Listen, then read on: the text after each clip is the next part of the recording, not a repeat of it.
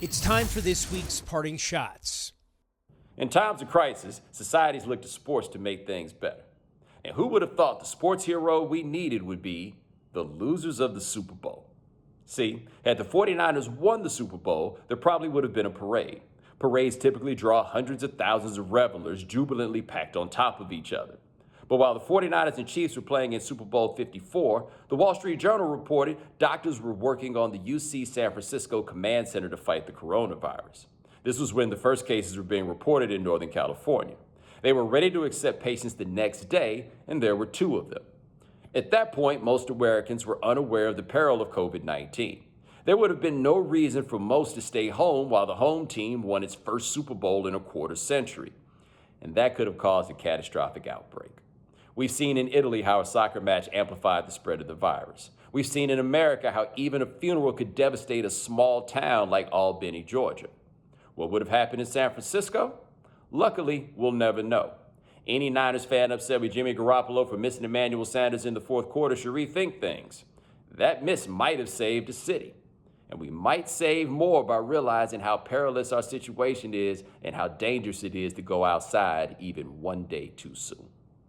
The biggest mystery in sports this week, well, the second biggest after the whole when will sports return debate, is where will Tua Tagovailoa get drafted? Is he sliding out of the top 10, or is it all a smoke screen? And you're going to have to trade up to get the Alabama quarterback. Almost all of the focus has been on Tua's health.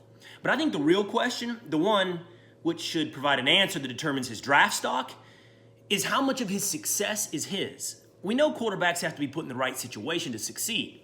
The right coach, with the right system, with the right players around them. And Tua's situation could not have been better. He was protected by an offensive line full of projected 20 and 21 NFL draft prospects, first-round prospects, Jedrick Wills, Alex Leatherwood, Deontay Brown. And his receiving core? I think most NFL teams would trade straight up for it right now.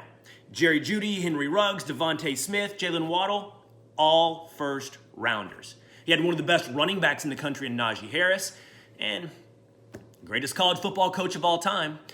I think Tua's going to be a good NFL quarterback. I'd be happy if my team drafted him. But my concerns would have less to do with what he's overcome, like injuries, and more to do with what he's had going for him, like his situation at Alabama. I don't know if Kevin Durant is going to watch this video, but the odds seem pretty good. In his new book, The Victory Machine, Ethan Strauss quotes Durant saying this: "I hear and I read everything and don't forget it," which is a truly horrifying level of sports media literacy. Like, I knew about the burner accounts, but I did not know that he confronted one columnist about something said more than 40 minutes into an episode of Warriors Huddle, a Patreon-supported fan podcast, or that he direct messaged Warriors fans on Twitter a lot, accusing them of favoring Steph at his expense. Now, I don't want to kill Durant here for being symptomatically unhappy despite some obvious privilege in his own life. Not when sports gasbags like me can be guilty of that exact same thing. But, Kevin, if you are listening, I would just prefer if you cut out the burners and the middleman. I think you'd be an amazing drive time radio host, and trust me on this. If you already care about what my colleagues think, and you spend a self-destructive amount of time lurking on the internet, the bad news in this case can also be the good news. You are definitely one of us.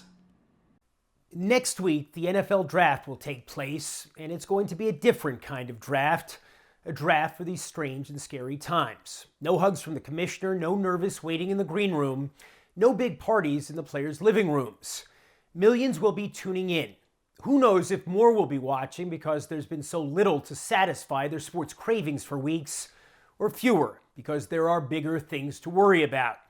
My sense is that the draft will be huge, and not just because there are no games, and not just because there is a captive audience, but because right now we need something, anything to experience together, something communal that isn't about the coronavirus.